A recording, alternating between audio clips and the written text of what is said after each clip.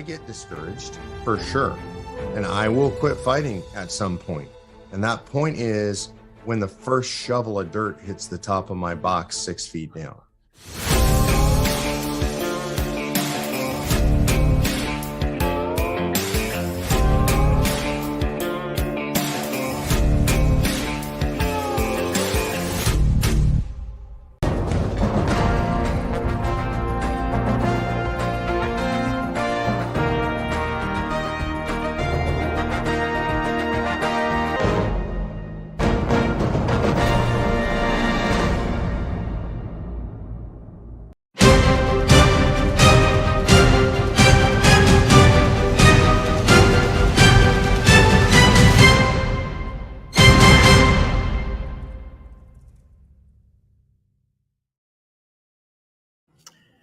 Good evening, everyone. Welcome to Convention of States, Indiana Live. Appreciate you having your ability to join us this evening. My name's Dale Parrish. I'm the virtual program coordinator for Convention of States here in Indiana. So just a member of the comms team, just doing my thing with virtual programming. So I want to, again, welcome you to our broadcast this evening. We have a very special broadcast for you this evening. We're going to dedicate pretty much the entire broadcast to the Convention of States simulation that occurred here at the early in August last month. And we've got some important people on tap that attended that. And I think you're going to find it very interesting. So I won't get into any of the details right now, but I just want to tell you that we're dedicating the whole broadcast tonight to a review of the simulation that occurred at the early part, the very 1st of August. But for right now, let me bring on my co-host, Mr. Ken Kashuba. Hello, Ken. Hello, Dale. Good to see you. Good to see you. Good to see you, bud. Ken is our state communications coordinator, and Ken will be monitoring comments and questions that come in from our viewers. So if you are viewing tonight through either our Facebook page, Convention of States Indiana, or our YouTube channel, Indiana Patriots for Convention of States, feel free to make any comments or ask any questions through the chat feature, and Ken will be reviewing those and will let us know if there's an applicable comment or question, and we'll take some time to address that. So, Ken, I think we got a very special broadcast tonight. I'm going to warn everyone, we're probably going to go a little over our. We always try to stay within 60 minutes on our broadcast, but I got a feeling we're going to go a little over that tonight, but I think it's well worth it. I think this is an important thing that we did, simulating a Convention of States, because while we're about self-governance and a lot of things, Ken, holding a Convention of States, according to Article 5, that's at the core of what we do, right? Yeah, and I believe people will be interested in seeing how that went. I mean, whether you are fully on board with it, or whether you had questions, or maybe you're against it, I think everybody has kind of an interest as to how that might go, and I think that's of everybody's interest. It's good for people to get educated on it. Yeah. Well, Ken, would you believe tonight is broadcast number 212, and moving right along. You have been along for the ride on 77, the last 77 broadcasts. I'm going to start creeping up on that 3-digit number there. Yes, you are. You're not too far from it, are you? Not too far. So I expect another big celebration. Oh, I'm sure we will. Yes. Well, let's talk about who we're going to have on tonight. And I want to bring up the guest lineup. There you go. Let me get a full screen here so that we can see. The first gentleman we're going to have come up is a part of our national team. He's a legislative associate, Paul Phillips. Came up through the ranks here in Convention of States, Indiana. and has moved up into on our national team. Paul was a part of this simulation that we're going to be talking about tonight. So I thought it would be very important to have Paul on tonight to kind of set the stage for us, tell us what a simulation, what a convention of states is all about, and kind of set the stage for us. And then we're going to be able to talk with and interview the two commissioners that attended this simulation for and represented the state of Indiana, and that's Christy Stutzman and David Jones. So we had to record Christy's interview, so we'll play the recording of that. But David is joining us live this evening, so we'll bring him on. And we were able to learn from both of these individuals what it was like, what their experience was like at the convention, at the simulation. And I think them sharing their experience, Ken, I think is going to be very, very important for everyone to understand and hear and see. So I agree. For those of us who weren't able to attend, maybe just a lot of us watched it, live via streaming. But there's quite a difference between even watching a live stream and being in that room with that yes, those gentlemen and everybody involved. So yeah, yep. Yes. Okay, I want to go ahead and bring Paul on here. Hello, Paul. Hey, Dale. Hi, Ken. Hello, Paul. Thanks for joining us tonight. And Paul, before you get started, I want to play a short video here of Mark Meckler's opening comments at the simulation, and you can kind of take it from there and tell us about a simulation and what it's all about. So just like we rehearsed, Paul, okay? All right, Dale, I promise. Okay, here we go. 2023 Article 5 Simulated Convention of States.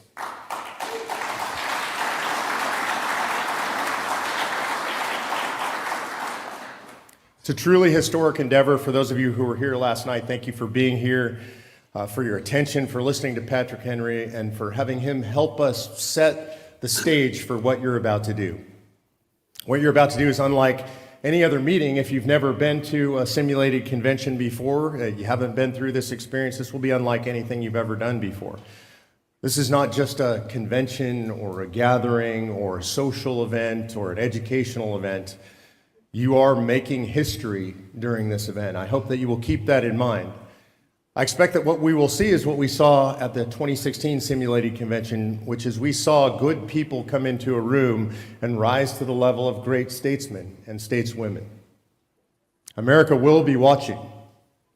People who support what we're doing out across the country, over 5 million folks who have signed up in support of calling a convention of states, will be watching.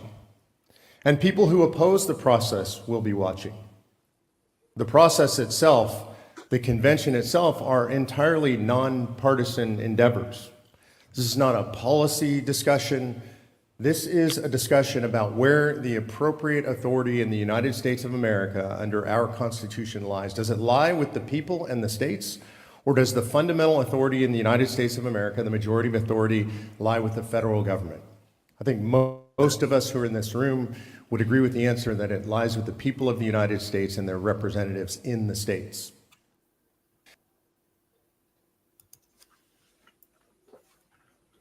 Well, Paul, I think that's a pretty good opening. Absolutely. Yeah. Well, Paul, let's as we talked about, our broadcast is directed toward individuals here in the state of Indiana that are not part of Convention of States, maybe never heard of Convention of States. So I'm asking you to kind of give us, as a legislative associate on our national team, kind of give people an idea of what this is all about. So you want to start maybe with what is Article 5 about, and let's start from there. That's a great place to start. Article 5 of the Constitution defines the process for amending the Constitution. And when we talk about that, most people think about Congress proposing amendments by a 2/3 vote in each house, and then the states ratifying that amendment by a 3/4 vote. That's 38 states. And then that proposal becomes part of the Constitution. And that's how the amendments so far have been That's done, correct. right? We've had 33 amendments proposed. 27 of those have been ratified. All of the proposals have come through Congress. But there is a second way in Article 5 to propose amendments that totally bypasses Congress. And that is what we call a Convention of States for proposing amendments. And it says if 2/3 of the states, that's 34, apply for a convention, which is just a meeting of the states can send commissioners to this meeting. They can then debate and propose amendments, and then anything they propose goes out to the states for ratification. And that's what Convention of States is all about, is using that second process to get amendments proposed that Congress would never propose. Okay. Well, I'm going to skip ahead here. Now, you mentioned the commissioners. So tell us, what is the role of a commissioner then? So a commissioner is simply a delegate or a representative that a state would send to the convention to act on behalf of the state legislature in debating and proposing amendments. Okay. A state can send as many commissioners as they like, but those commissioners must act as a team because it's only one vote per state at a convention of states. So it doesn't make any difference how many commissioners a state sends. Each state gets one vote, right? Yeah, it's a convention of states, not a convention of commissioners. So one state, one vote. Now, how many commissioners could Indiana send to a convention of states? As many as they wanted. Okay. And they don't have to necessarily be legislators. No, they don't. The legislature of the state gets to choose who they want to send and what their qualifications are. Okay. All right. Why, Paul, why is it important that we simulate then a convention of states? What's the importance behind doing this? Well, the goal of Convention of States Foundation in hosting this simulation is, a couple of things. One is to demonstrate that the process works. And another is to get some experience for the legislators to see what it's like, how it works, and to show that it's actually a safe, well-tested process. Okay. All right. Good. All right. And now this is the second simulation that we've done, right? That's correct. We did another, our Convention of States Foundation did another in 2016. 2016. Okay. And I know I had only been on board in Convention of States for a year or so at that time. And Ken, that was about the time you came on to Convention of States, wasn't it? Yeah, mid to late 2016. Yep, correct. 16, yeah. Okay, all right. Now, Paul, very quickly, kind of touch on the rules, because that's always kind of a point of contention. Yeah, the rules is an important part, and the simulation that Convention of States Foundation put on was basically 2 days. In a normal convention of states, the commissioners would debate and agree on the rules. Well, obviously, we didn't have time to do that. So our staff of attorneys came up with some rules for this shortened convention simulation. And that's what was put in place with with Mason's Manual as a backup. And Mason's Manual is legislative procedure similar to Robert's Rule of Order that is used in most legislatures. Right. And when we get to a real convention, I expect it'll take a week or two to put the rules together to debate and agree on them. I can imagine it could take weeks. Right. But at our simulation, we didn't have that luxury. Right. We had to use the rules we came up with. And quite honestly, I believe that the legislators showed up and kind of defaulted to the rules in their home state legislature, which vary by legislature. There are probably 50 different flavors of that. Right. And it led to a couple of disagreements.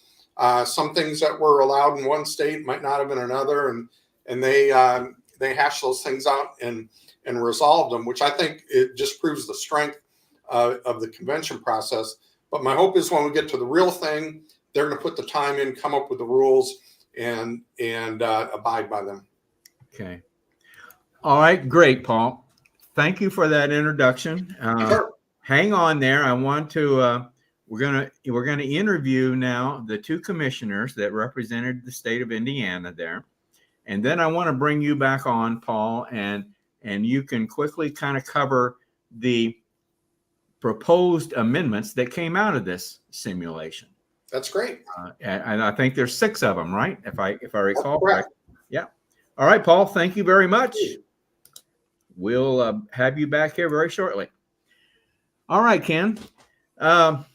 Well, one of our commissioners that attended the simulation, Christy Stutzman, former state legislator, and of course you may recognize the name Stutzman as her husband was a legislator too.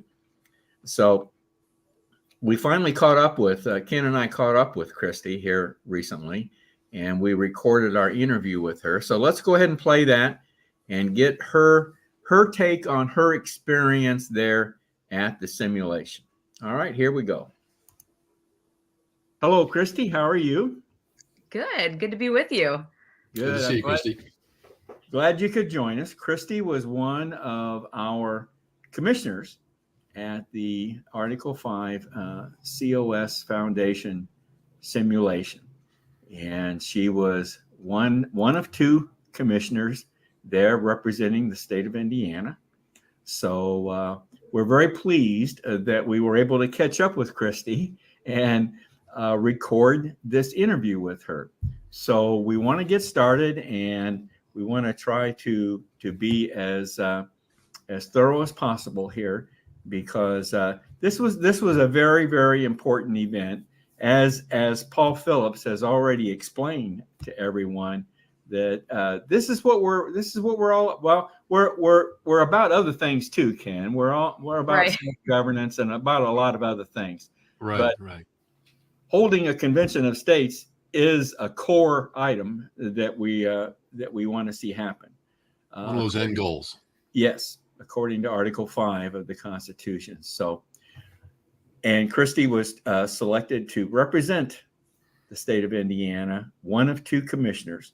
So let's get started. Christy, thank you for coming on. Tell us a bit about, I know you're new to Convention of States, but tell us a bit about what we call your COS story, the how, when, where you got involved in Convention of States.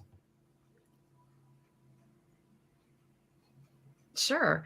Yeah. Okay, So yes. I'll try to sum it up. It's a pretty long story. I've been involved in politics for 20 years.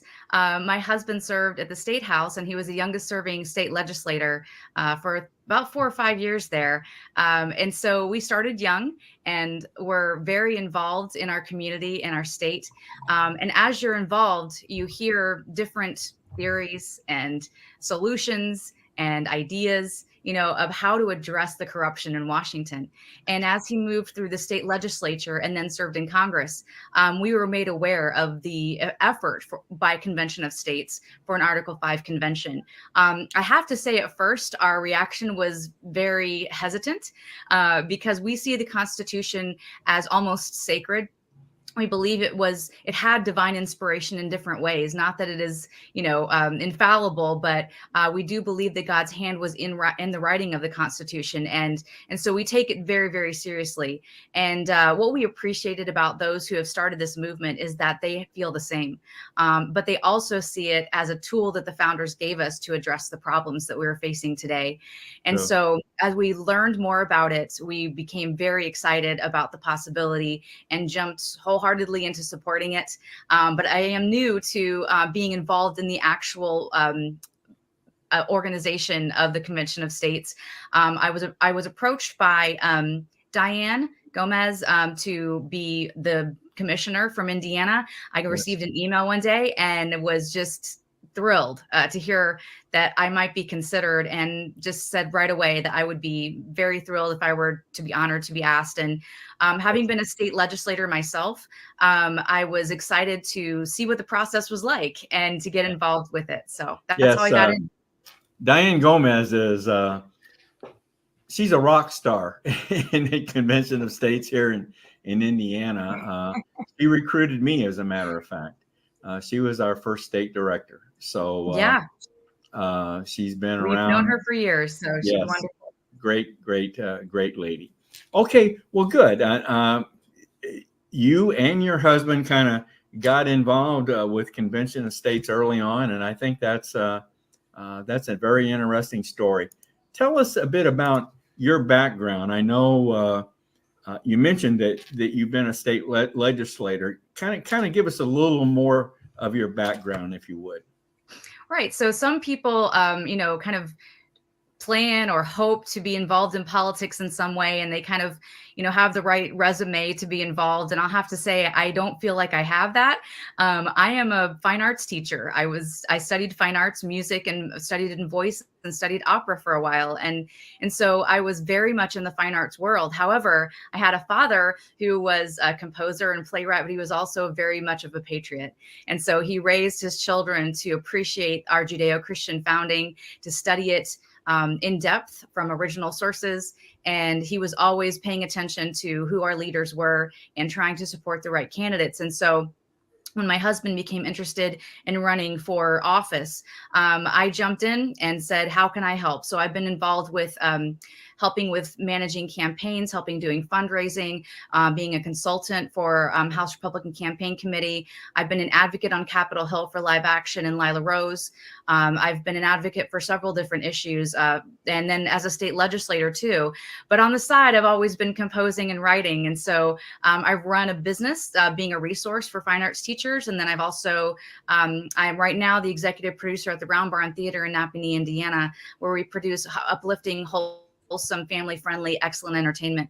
And so that's kind of my background, but I am very, very passionate about our country and the future, and I'm very concerned about it. Okay, great. So do you actually sing opera? I used to, and I tell people in my other life I did, yes. Well, Ken, I just discovered another way that we can utilize Christy, because from time to time, we have events, and we look for someone that could sing, lead us in the national anthem or something like that. There you go. I've done that for a lot of events. In fact, I'm doing that for a wreath laying ceremony with the Korean ambassador, and then the ambassador from Korea in Fort Wayne in next week, actually. Well, yeah. Cool. Well, we've got another thing that we can possibly. It's great to have creative people come aboard, isn't it? Isn't that the truth? Yeah. Finally, we're getting some creative people. Not us, Ken, but Christy. So, okay, you kind of touched on this, and I know I've heard you talk about your father and what kind of influence he was on you. Politics, self-governance, in other words, being involved in your community, being involved in government, that has always been that played a major role in your upbringing. Am I correct in saying that? Yes, it did. Yeah, it was very much a part of our lives, and it was a part of the lives of many people that we grew up with. And one thing that has been kind of a little more clear to me in recent years, as you get older, you kind of have this 20/20 vision, and you look back, this 20/20, I mean, hindsight is 20/20. And so when you look back and you see just different patterns and behaviors, one thing that has been very much a concern for me is that folks like myself who, grew up in church, and we are people of faith, and we also are very passionate about supporting self-governance and preserving our freedoms and our liberties. And we have ancestors who came here for that reason, for religious liberty. It really concerns me that people of faith are not more outspoken in the public arena. We've almost been intimidated from being outspoken. And so I was approached recently after one of my presentations to write a book. And so the book is coming out in December, and it's called The Spiritual Price of Political Silence. I do believe we're paying a spiritual price for our political silence as people of faith in America. And the sad thing is that it is not just our freedoms that are at stake, but the world is watching us. As a congressional spouse, I went on several congressional delegations to countries all over the world, whether it was Romania or Lithuania or Israel or England. And one thing I noticed about all those governments is that some of them are kind of patterned after us. Some of them are older than ours, but none of them have the tools that that we have been given as Americans to be able to correct our own course. And so I truly believe that if we, the people, inform ourselves and are engaged and involved and don't believe the hype, but really do our due diligence, that we can truly change the course of our nation. I think you're right on target with that. I definitely want to see this book. I want to get your book when it comes out. So Yep. I think it's when you agree, Ken, I know we've Yeah. kind of talked about this before. Yeah, I mean, I think we've discussed it many times how basically there's at the heart of the problems we see today, a lot of it is rooted right there. So yeah. Yeah. As a matter of fact, on our previous broadcast, we had Tim Heidenreich on, who leads our state prayer group, and how important prayer is, not only in going back to the founding and the development of our country, but how important it is today. So I think you're right on target with that, Christy. Christy, I want to jump now to Thank you. becoming a commissioner. How did that happen? How did that come about? I received an email from Diane asking me if I would do it, and she gave me the dates. And I looked at my calendar and said, I'm available. I would love to go. And so they sent me information, and it was really good to be able to come a little bit prepared for what it was going to be like. And then I also appreciated the thoroughness of the notebooks that they provided for us. They really did a thorough job of giving us the outline of how it was going to be conducted, that we were going to be electing a president. We elected the president before they were campaigning to us in emails before we arrived. Oh, so really? we were able to look at their profiles. And, to me, that really helps because I truly look at people's actions versus their words. And I've shared with people before that, there's so many beautiful words. And one of my favorite quotes from Abigail Adams to her husband, John, while he was serving in the Continental Congress was, "We have too many high sounding words and too few actions to correspond with them." So I really believe that, looking at someone's resume and what they have done and who they have stood with and what they have stood for was really helpful in deciding in our decision on who to support for the president. So we elected the president, and then we were divided up into committees. We're also able to choose or actually request the committees that we wanted to be a part of before we arrived. So that really helped as well. So I really appreciated just the whole approach to the simulation.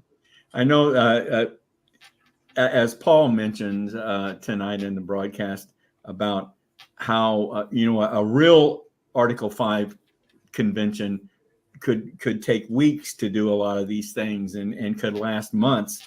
And of course, we were trying to condense this and get this into a 2-day period here. So there were some shortcuts taken, but that's good. So you had a pretty good understanding of what you were getting into by the time you got there, right? In general, at least in general. Okay. Yes, definitely. Good. Well, can you share with us here what was the highlight of your experience there? What was the highlight of the simulation? I know that's probably hard to narrow it down to one thing, but is there one particular thing that you could consider the highlight for Christy Stutzman? Well, it was held in Williamsburg, Virginia, which, holds a very special place in America's history. And so that was really it was very poignant to me that we were holding it there. But then also, I think the highlight really was the debate. on the floor. I really, truly enjoyed hearing from all of the other states, letting them weigh in, letting them debate these issues, and hearing all the different perspectives. I really felt like it was a little snapshot of America as a, this beautiful patchwork of, different approaches, people from all walks of life and different backgrounds and histories in their states and how they conduct their legislatures. We learned a lot that not all of our legislatures operate the same. And that's a beautiful thing. So we can learn from each other and then kind of, take the cream off the top and say, all right, what are best practices overall? And boy, we learned something from this state that really works better than what we do here in Indiana. So that part was just fascinating to me, and I absolutely loved it. Good. I was impressed, Christy, with the fact that you brought up that the amount of participation from both sides of the aisle. Regardless of Republican, Democrat, you had a nice mix, and I thought that was always interesting as well. It was. And I think that's important that there was a mix there. There was a mix of party affiliations. So that was. I think good. we have a little delay going on there, Dale.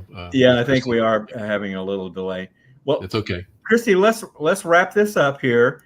Give us if there's a message from this exercise, from this simulation, in your opinion, what would that message be that you would want people to get when they observe this, this simulation?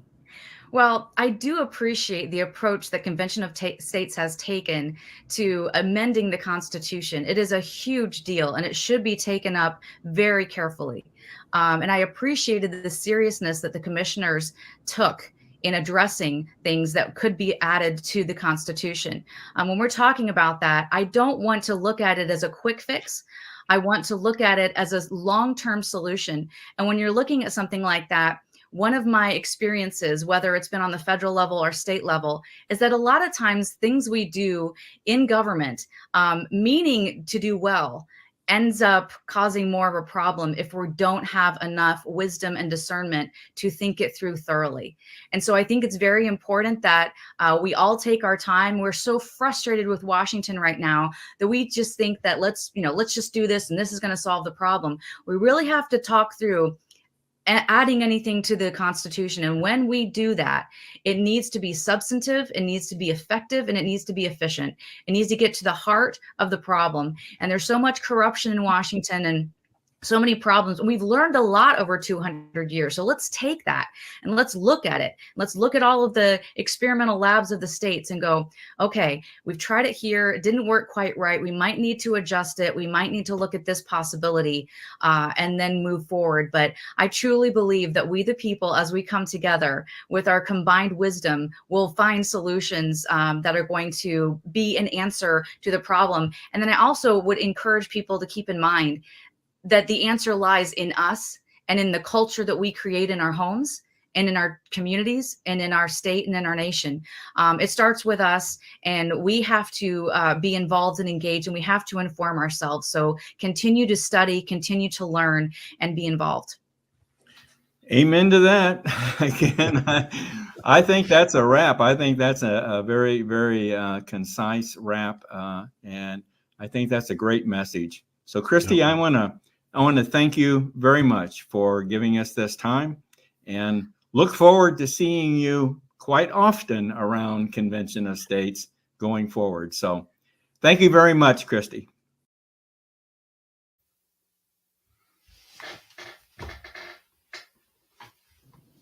Had myself muted there. Sorry about that. It was a good interview we had with Christy. I think an excellent, she served the state of Indiana very well there, I think. Had a lot of good things to say, yeah. Mm-hmm. Yeah, had a lot of good things to say. Good message. Well, I think this next gentleman's going to have a lot of good things to say. This was coming up now is Mr. David Jones, and he was the other Indiana commissioner present at the simulation. So let's bring David on. Hi, David. Hey guys, how you doing? Hey, good, David. good. Good to see you. Good to see you. Well, we have David live this evening. So Christy was recorded, but we got David live here this evening. And David is, David, you ran for state representative in the last election. And had you won, you would be my state representative. David and I both live here in the Fort Wayne area. So, but hopefully maybe we'll be trying that again. I guess that'll be up to you. But anyway, David, let's I want to follow basically the same pattern that we did with Christy, but with you. So let's start it off with kind of your COS story. How did you get involved with Convention of States? Yeah, great question. Dale. So my background is a little bit more unique than Christie's. I grew up in Muncie, Indiana, son of a pastor, and all I did in life was play sports, right? So all I wanted to do in life was be in the NFL and serve my community, similar to what my dad did, who was a pastor. As life evolved, I got into the world of serving our community from a financial perspective. That opened me up to a unique perspective of how to really serve people from a financial perspective. But knowing or learning how to do that right, I went down a rabbit hole of educating myself on finance and education, which led me to the financial system, which led me to politics, which led me to serving our community in a very political space. And in doing so, I was asked to run for state representative. So Indiana created a new district in downtown Fort Wayne, and I was asked to run for that seat. In doing so, I met a lot of good people, shared my story and my advocacy around education, especially in low-income communities who need it most. My thought is that you have this system, this major system that we call a federal government, that has really gotten away from the communities that we serve. It's not effective. It's not helping people. What can I do? What role can I play in solving the problems that we see here today in America, especially in the everyday life of Americans that I serve in my community, that I serve with my clients, that I service with Edward Jones Investments? What can I do? So in doing so, another financial advisor who serves our community and helps families took a notice. And he's also engaged with COS, and he says, look, there's an opportunity for you to continue to serve, and this is a role you could do so as a commissioner, represent Indiana. So that's really how I got started. Okay. All right. Good. Okay. Well, as your background, you mentioned that your father was a pastor, right? Yeah. And that's an important role, obviously. As a matter of fact, pastors played a major role in the development of our country, as far as that's concerned. But Dale, I would argue, if you look at life as a three-pronged stool, so your life is the chair, and the stools are three prongs. So those prongs, financial, spiritual, and health. If one of those prongs are not stable, your life is not stable. I just didn't want to get on the pulpit and preach. So go ahead and preach it, David. Go ahead and preach it. Well, I think that's good. It sounds like you had a good role model there to follow. So, well, that kind of leads into the next topic, and that's the role of politics and self-governance. I know you said you came up in the Muncie area. Have you been involved in other government roles in that area as you were growing up? That's a great question, and I think it's uniquely for me coming into this role as a commissioner, is a lot of Americans are really disengaged from politics. They don't feel that it's actually benefiting their lives or acting in an efficient way. When I was in high school, I was all academic, did all that stuff, mayor's cabinet, all that stuff. I was asked to be an intern with Mike Pence when Mike was our congressman. Oh, really? In DC. My brother did it as well. I was asked, I says, man, I have no interest in politics. I think it's a game. It's I I had no interest at the time, Dale. Uh-huh. So as I mentioned, my passion for politics is centered around helping solve problems for the everyday person, and that had organically and naturally transpired. So I had family members, people that I know. Obviously, I played a lot of politics from the church perspective, but it's really a journey, Dale, of how to really serve people, and politics was that next door to open to figure out, okay, what tool can this system, how can this tool be used to really impact people positively? Yeah. Okay. Good. Good. Do you recall, David, where you first came in contact with about Article 5, or where you first learned about what Article 5 was about in the Constitution? Here's a good question for you. Do you remember that being covered at all in your education? No, Dale, it was never discussed. Unfortunately, That does not surprise me at all. yeah, Go ahead. it's unfortunate, and this is why we really needed to really attack the Department of Education. I just feel like it's not standing up to the standard. But the point is, no, I didn't learn really much about Article 5 until I sat down with Paul Phillips, who really educated me and poured into me on the importance of this tool that no one's talking about, no one's using. Like a lot of people, as Chrissy has expressed, and you have expressed, a lot of people are upset with the current state of America and its politics. We feel like it's not being used to benefit us people, the people who live day to day. Right. And then here comes this tool that we find out, hey, there's something here that we can really use to really voice our opinion, versus the other way around. We want to tell the government what to do, not the government telling us what to do. Okay. So really just educating myself. I was a big fan of the Federalist Papers. Alexander Hamilton became one of my favorite authors, and just learning more about the tools that we have at our disposal to really help, tweak systems. Okay. All right. Excellent. Excellent.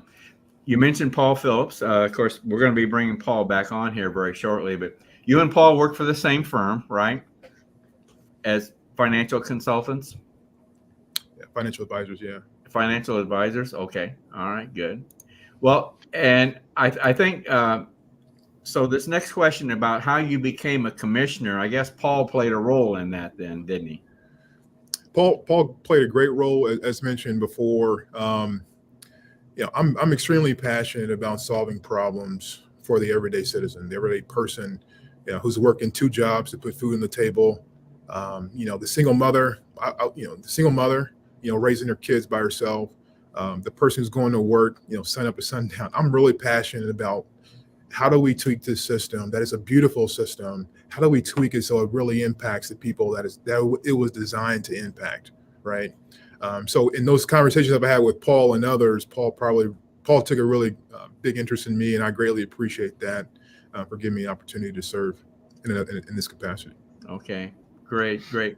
Well, David, tell us, what was the highlight of this simulation for you, and how does that relate to the message that you think you would like to send out based on your experience in the simulation? Is there a particular happening or thing that was a highlight for you in the simulation? I think the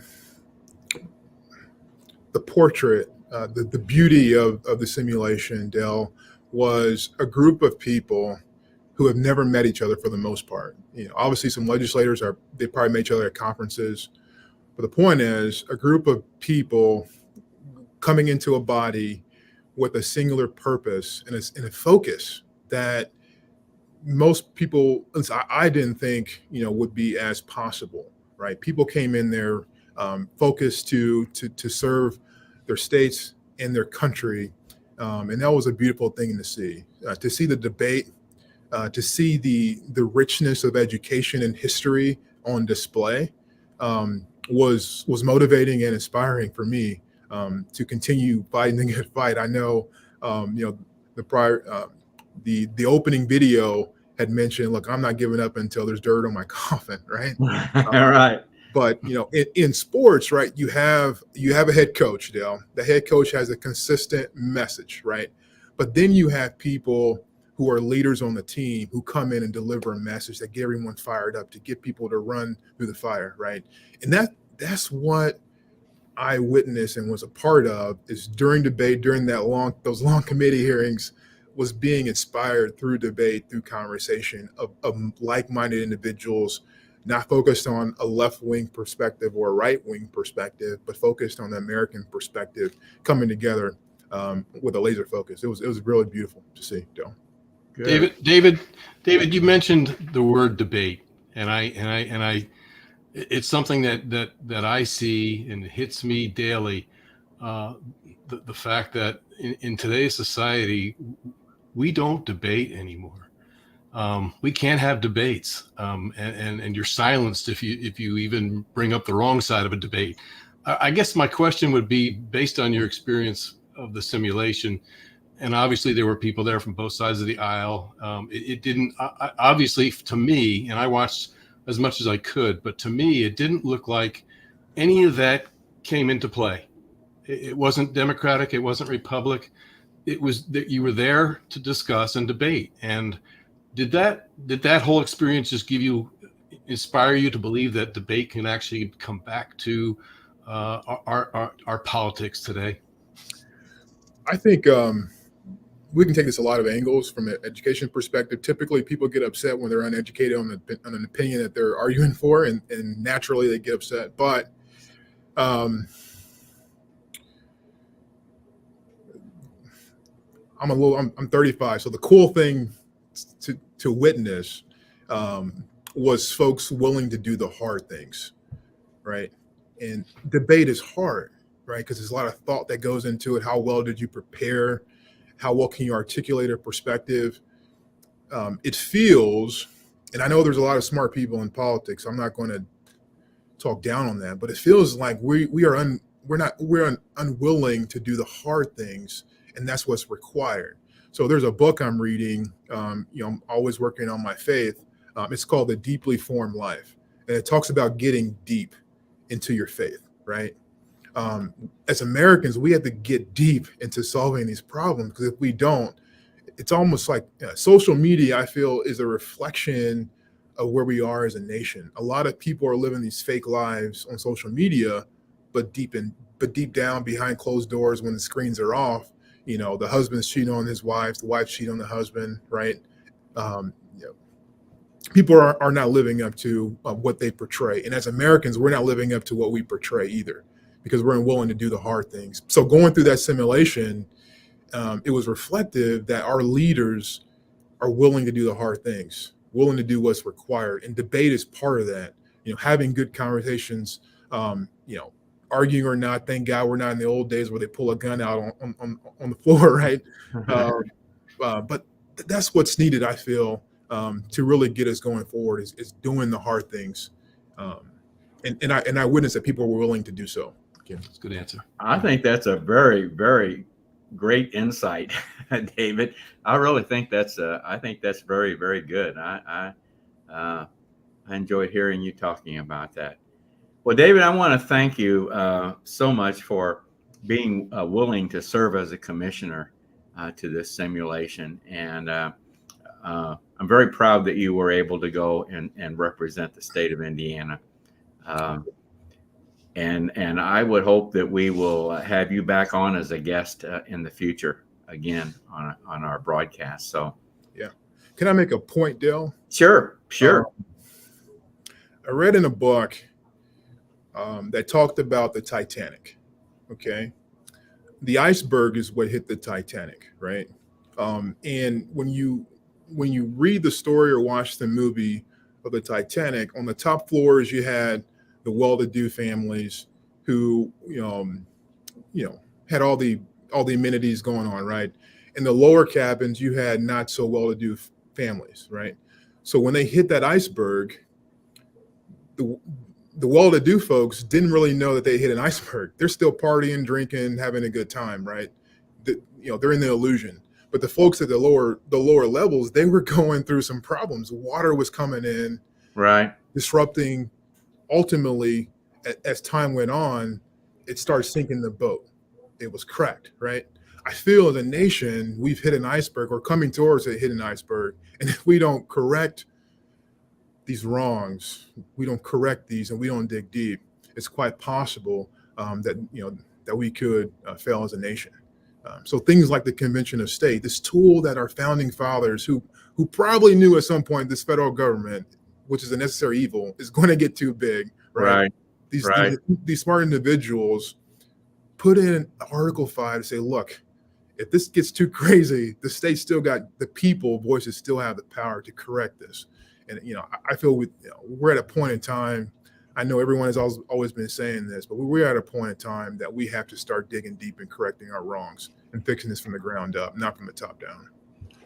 Another great insight, Ken. I think we could develop a whole broadcast around that. I think so. I was thinking when Dave was talking about that. To me, it reminds me of the fire alarms, or break the glass. Break the glass. It was put there. Break the glass. It's time to pull the alarm. Yeah. Very good. Yep. Once again, David, thank you so much for being a commissioner, and thank you for coming on tonight and giving us your time. So thank you for very much with me. Have a good evening. Yep, you too. Take care, David. Great interview. I'm really impressed with David. I think that's excellent. Let's bring them both back. Got to have them both back often. Yep. Yeah, that's for sure. Let's bring Paul back on. Well, Paul, I think you really hit a home run there with getting David on as a commissioner. David hit the home run. I just recognize the talent. Yeah, you just brought him in the game. That's all. Paul just threw the pitch. Yeah. Well, I think we had both great commissioners representing. Absolutely. Yes, both of them were very, very good. Very proud of both of them. And I hope our viewers appreciated the time that they gave us this evening. So, Paul, let's quickly. We're running over time, but what the heck? Let's quickly give us a summation quickly of the proposed amendments that came out of the simulation. This was the objective at a convention of states, is to propose amendments. So kind of give us a summary of the proposed amendments that came out of the convention. And then we're going to show a video kind of wrapping up with some closing comments from some key individuals at the simulation. And then Ken and I will wrap up the broadcast. So give us a summary there, Paul, of the proposed amendments. So out of the term limits and judicial committee, there were two that came out, and one was term limits for Congress. It proposed to limit service in the House of Representatives to 9 terms or 18 years, and then do the same in the Senate to limit the Senate to 6 terms or 18 years. And then it also limited combined service to 24 years. Now, at first blush, people look at that and say, wait a minute, that's way too long. We got people serving too long. But if you really look at it, the average length of service in Congress is around 11 years. And it's those people around the average, the 11 years, they're not the problem. The problem is the people, the outliers, the ones over 25 years. And this proposal would take care of that, but it wouldn't be so strict that there wouldn't be an opportunity to serve long enough to move up to leadership and gain some competency. So I think it's an excellent proposal. And if at first blush you think it's not right, with a little introspection, you might realize that you're so fed up with these long-term servers that you want to be a little bit punitive, right? You want to stick it to them, get all the bums out. But we have to slow down with these amendment proposals and realize they have to be prescriptive, not punitive. And I think this is very prescriptive. I think it would be excellent if this was adopted. Okay. The second one that came out of that same committee was limiting the Supreme Court to 9 members. Very wise. I think that would make a great amendment. It's short. It's very focused, easy to understand. That came out of the committee, but then in the plenary session, there was an amendment made to it that added on that each of the several states shall have standing in court to sue the federal government for unconstitutional things. That's something that's happened frequently. States coming to the Supreme Court and they're getting denied because they don't have standing. Right. We've seen that happen. Yes. That's a very powerful addition. Now, in the real world, when we get to a real convention, that would probably be two separate amendment proposals rather than combined, because we don't want them to get too long. And really, each concept should have its own amendment. Then we had the Fiscal Restraints Committee, and they came up with a balanced budget proposal requiring a 2/3 vote of Congress to spend more than they take in. There were lots of formulas in there and things like that. It also required a supermajority vote to raise taxes. So some really good ideas in there, but in reality, in a real convention, those would have probably been broken out into separate amendment proposals. Okay. Then the Federal Legislative and Executive Jurisdiction Committee had three proposals. One was to clearly define the Commerce Clause. Pardon me. The Commerce Clause was used to expand federal power, when really the meaning of the word commerce is just shipping of goods or people between states. It doesn't, cover manufacturing in an individual state or services provided in a state. And it kind of redefines it to address that. And it also defined navigable waters. We know there's been issues with the EPA getting a little too free with saying what a water is. It can be a puddle that shows up in your yard when it rains. Yeah, this Commerce Clause has been at the heart of a lot of problems that we've had in our government. Yes. A second amendment that they proposed gave states the ability to abrogate, which means to overrule or cancel a federal law or an executive order. And it would take just 26 states to say, hey, we don't like this law, then we don't agree with it, and then the law goes away, basically. I think that's fantastic. That would be fantastic. And then the final one was more of a regional issue. It had to do on federal land ownership in states. And this was a real issue to states like Utah, Nevada, and so on. And it limited the federal government to owning no more than 10% of the land in a state without the permission of the state to own more. All So right. very quickly, those are the 6 amendments that were proposed. Okay. And just to remind everyone now, these are proposed amendments in a real convention. These would be proposals, and then they would go to the states for ratification, and would require 38 states to ratify any one of those for those proposals to become an amendment. Am I So right? once again, not an easy process. No, not at all. Not at all.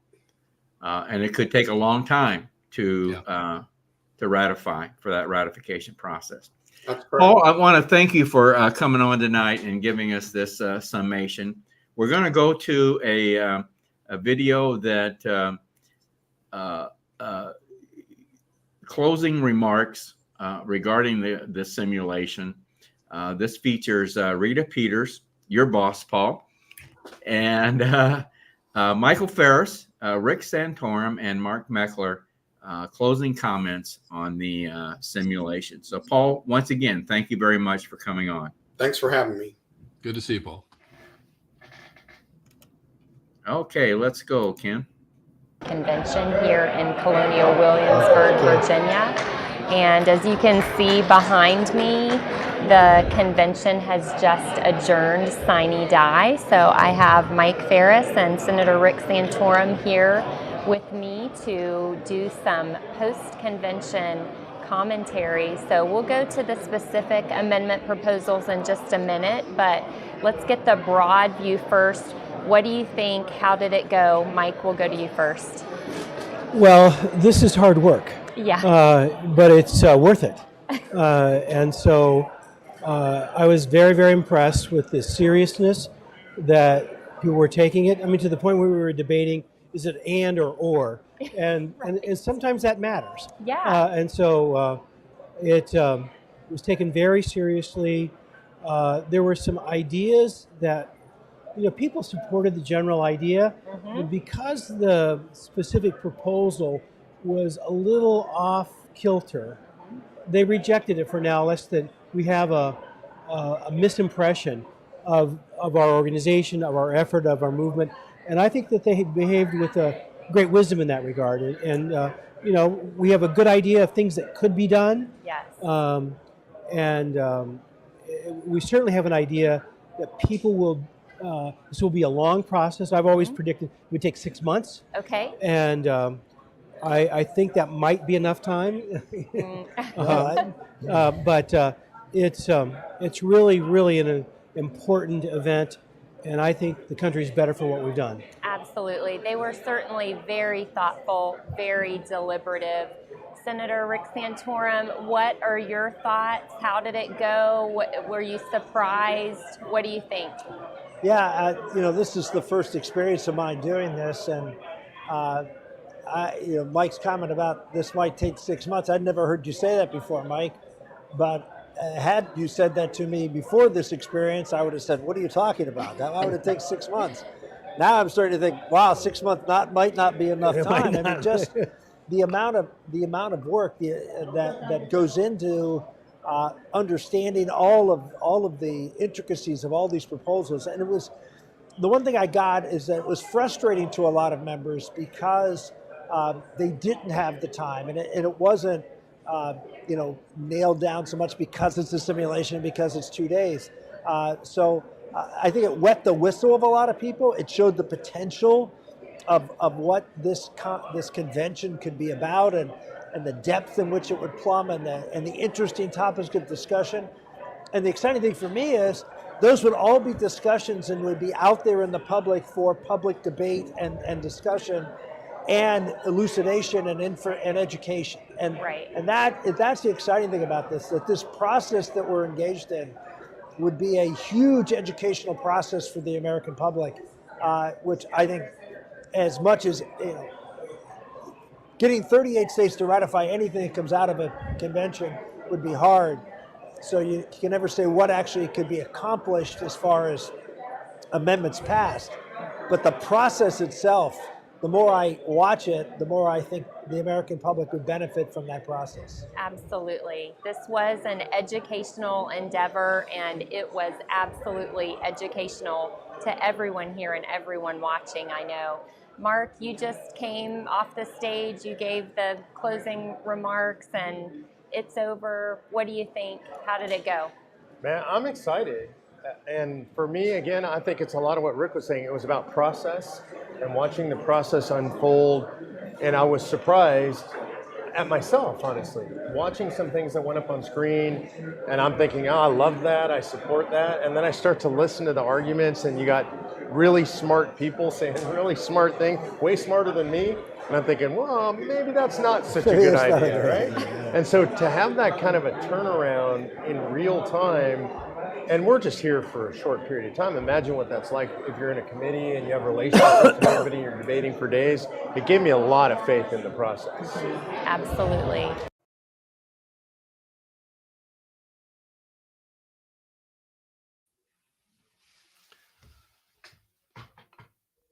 Dale, you're muted. Unmute yourself. I'm on mute. I'm sorry about that. I'm going to have to pay more attention to taking care of your mic. Well, at the beginning, when we go live, it automatically unmutes me, and I'm used to getting unmuted automatically, and I forget. It's called being spoiled. I mean, you probably have your makeup people come in too, right? In between. Yes. The set? Yeah. Oh, yes. Yes. Oh, yeah. Yes, yeah. My makeup people. Yes. But anyway, Ken, that was a wrap. I think we did a good job on covering the simulation tonight, and Dale. I mean, we've talked about how this thing would take months, and so spending a few minutes overtime tonight, well worth it. Worth it. I agree with you. Well, I want to go ahead and make mention of this. If anyone is viewing tonight and they have a comment or a question after the broadcast, feel free to email us to raiseyourvoicecos@gmail.com. raiseyourvoicecos@gmail.com. Ken, our next broadcast is going to be on October 2nd. Now, well, what about next Monday? Well, next Monday, let me just mention on October 2nd, we're working on perhaps an FBI special. We're still working on that one. Gotcha. But we do have lined up a new district captain. Dale Wynn is the new district captain in House District 64. So he's going to be our guest that evening. So we're still working on developing that. But next Monday is the fourth Monday, which is the roundtable. The fourth Monday of every month, we devote to doing a roundtable. And our topic of discussion is going to be the dangers of socialism. So this ought to be a good one. So the dangers of socialism. Yes, yes, sir. Okay. Yep. So Ken, I think that's going to be a wrap for us tonight. And I'm going to close it out with our the video that we always like to play with Mark Meckler, "The Day I'll Quit Fighting," and that'll wrap us up for this evening. So thanks for being here tonight, Ken. I think we had a good, we went a bit over, I understand, but I think, like you said, I think it was well worth it. So been my pleasure. Yep. Okay. Have a good evening, bud. We'll see you. Yep. I struggle to empathize with people who would give up. It doesn't make sense to me.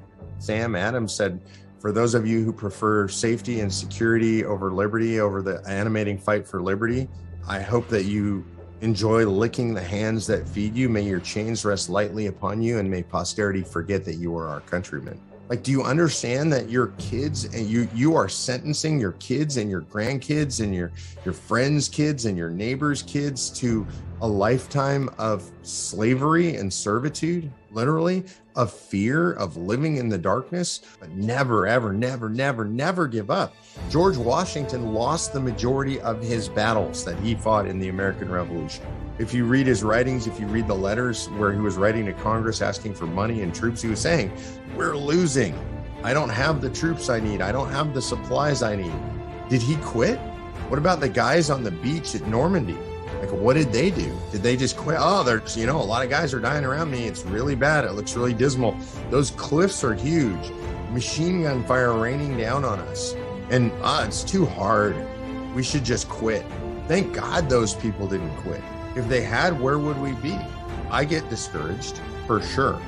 And I will quit fighting at some point. And that point is when the first shovel of dirt hits the top of my box 6 feet down.